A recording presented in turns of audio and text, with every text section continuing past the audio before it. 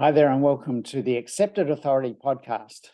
My name is Greg Roworth, and on this podcast, we help you deal with the challenges of growing your consultancy firm successfully and how to do that by being seen as the accepted authority in your market. What I want to talk to you today about is what it takes to be the accepted authority. And what that means for most of our clients, consultants like you, is that you have a firm that is the go-to firm in the market, that your firm is the chosen firm that is seen by your particularly ideal clients as the only real alternative to solve their specific problems. Now, how does that come to be? Because my experience in most consulting areas and most professional service areas for that matter is that most firms are seen as a commodity by the market. They present themselves as a service firm that does the same types of services, that performs the same services, does the same sort of work as almost every other consultant in their field.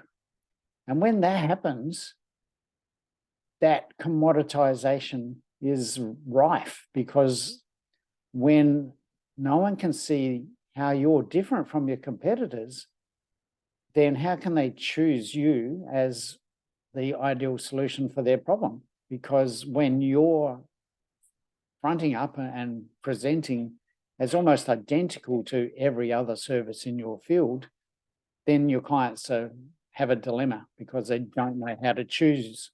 And typically what happens is they'll go to market, ask several consultants to give them a proposal, and then choose the one that they either feel more comfortable with in that sales process, or they'll choose the one with the cheapest price. Now, that's not a great situation to be, because when the only competitive advantage you have is the lowest price, then you're probably underpricing yourself, you're underpricing the market, and that's almost a race to the bottom if there are other competitors who are trying to achieve that low price position as well. So my recommendation is, don't do things the same way as everyone else is doing it in your market. The only real alternative to being commoditized is to be an authority, to stand out as the ideal solution for the clients you want to work with. So that begs the question of, how do you be seen as the authority in your market? And here's the challenge. What it comes down is to more narrow focus in who you work for and the sort of problems that you try to solve. So rather than being the generalist and doing all of the things that your competitors are doing, trying to appeal to everyone in your market, actually narrowing your focus so that you only deal with a certain sector of clients that have a specific type of problem gives you a real advantage. But for most of us, and I've been there, this has been a challenge for me to accept as well. The thought of narrowing your options creates the fear that, well, I can't get enough clients now with offering what I do to the whole market. So how can narrowing my options to focus on only a tiny percentage of that market improve my chances of getting business? And that is the dilemma. That's the challenge. We all face that, but the reality is that counterintuitive approach of narrowing your focus to a specific target market, a narrow focused target market, that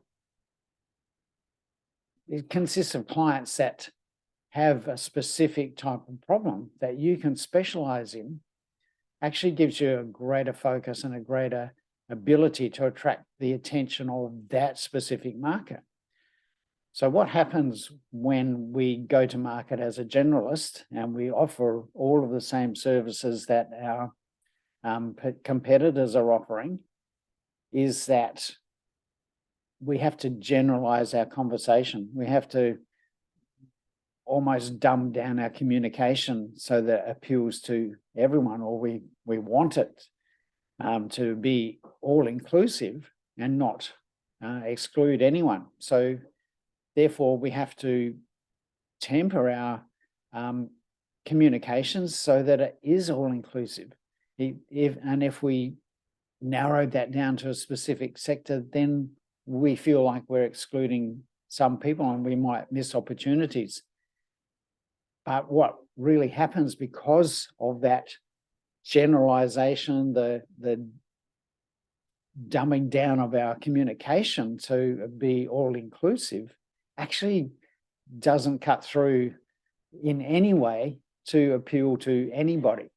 So the type of language we see on websites that are basically platitudes, where you're saying things like, our clients choose us because of the quality of our service. Well, I hate to tell you this, but if your quality of service isn't exceptional to start with, you don't even stand a chance in the market, and clients expect your service to be top notch. They don't expect you to be providing shoddy service. They expect, if you've got the qualifications and the experience, that your service is brilliant. And that goes for you and your competitors as well. They don't expect to get shoddy service from anybody. So claiming that your service is top quality just means that, well, okay, you're one of those guys. You're one of those firms that I should entertain as a potential candidate to do my work. So let's deal with the reality here and the things that we need to look at to be seen as the authority in the market. So the first thing is to narrow that market down.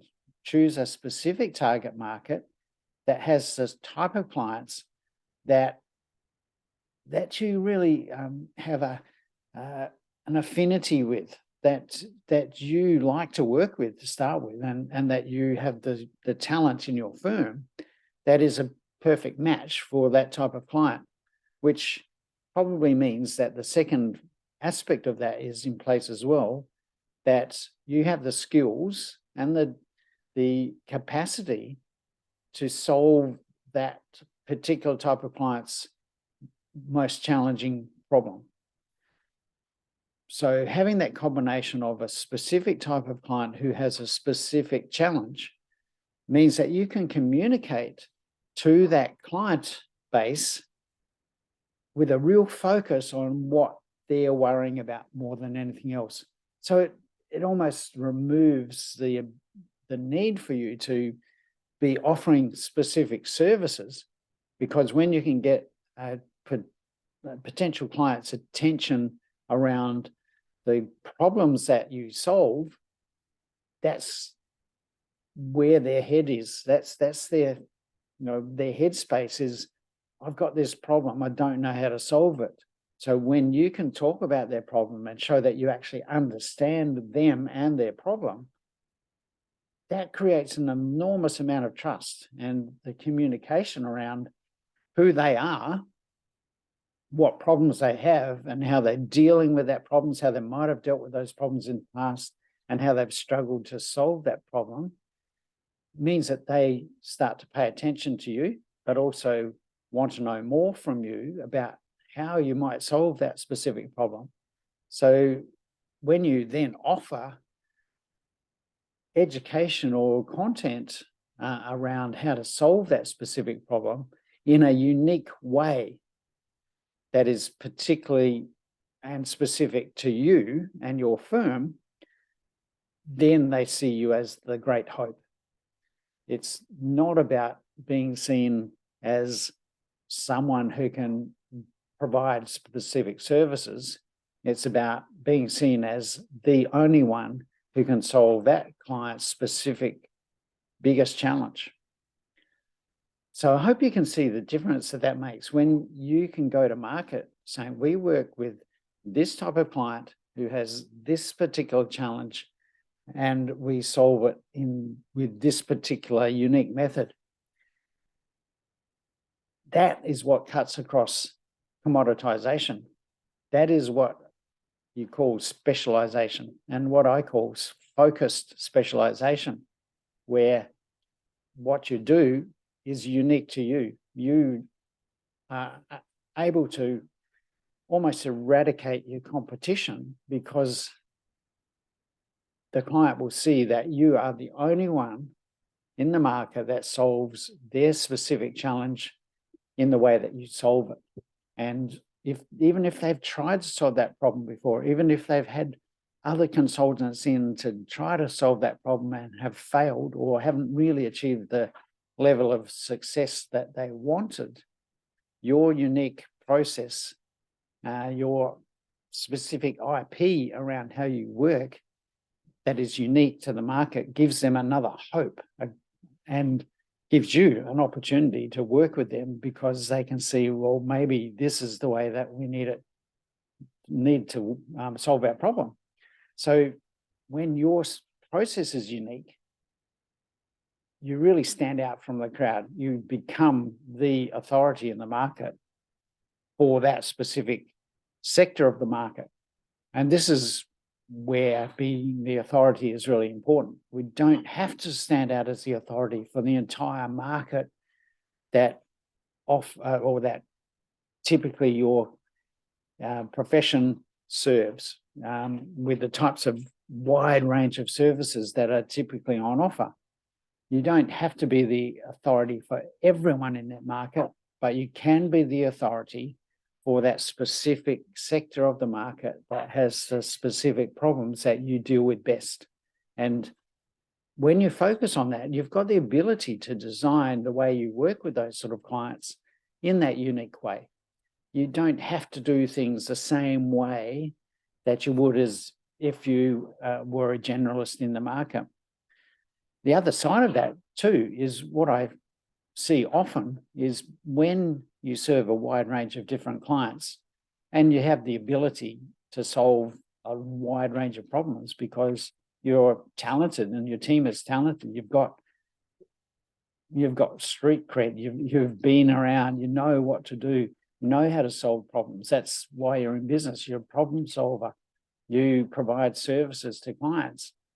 But if you tend to have a wide range of clients, they tend to have a wide range of needs, and the services you provide are quite broad, and often it means you have to come up with new solutions all the time. With every different client, you need a slightly different approach, slightly different way of working to solve that client's problems.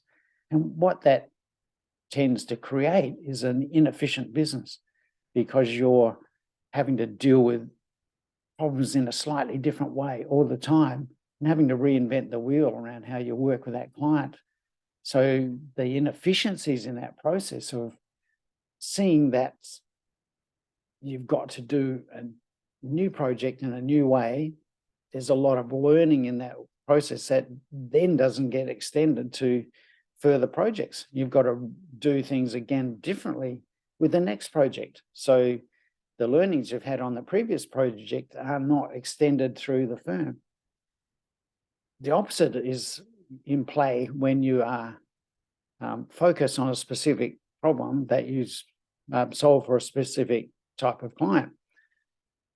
Work is repeatable. You can develop your way of solving that particular problem and entrench that in the way your team works with those clients or with future clients as well. You can develop your IP around that way of working and entrench your IP in the business, not only to be able to solve your clients' problems more efficiently, but also to add value to your firm because you have a specific valuable IP to possibly sell your business around in the future. So there are two really beneficial aspects of focusing on a specific type of problem that you solve and can develop the skills and abilities to be the one that solves those problems best in the market. You're doing it more efficiently, more cost effectively, and ultimately more profitably. And the flow on effect of that is that being the ultimate accepted authority for solving that particular problem narrows down your client's choices, which means they can't go to market and say, sharpen your pencil, give us your best price. They're more likely to say, we need you. Doesn't matter what the price is, because we know that you're the only one who can solve the problem and our problem is worth solving. So the pricing situation that most consultants are facing, where they are under pressure to sharpen the pencil and reduce their price to the minimum, that becomes a non-issue when you're the accepted authority. You can charge your own price within reason. Obviously, there are limits to how that price can go, but in most cases, you can charge a significantly higher fee than any other competitor trying to deal with a similar problem who doesn't have your IP, doesn't have your level of authority in the market, and doesn't have clients coming to say, we need you. So those are the three areas that you need to focus on. What is your specific target market that you can serve best? What is the specific challenge or problem that they have that you can solve better than anyone else? And how can you develop the IP around solving that problem?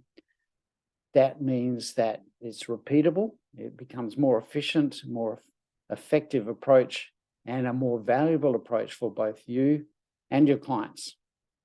So that's it from me today. I'm Greg Roworth from Business Flight Path. You can find me on LinkedIn or Facebook by searching Greg Roworth, or go straight to my website at businessflightpath.com and look for what you can learn from the free content I make available on all of those places, and also YouTube as well, if you search for me there too. So find out more about this process of becoming the accepted authority in the market, and make use of the content that I'm providing for you to get started on that journey. So I hope you've enjoyed today's episode on the Accepted Authority podcast. I look forward to coming to you again next week and learning more about being the accepted authority.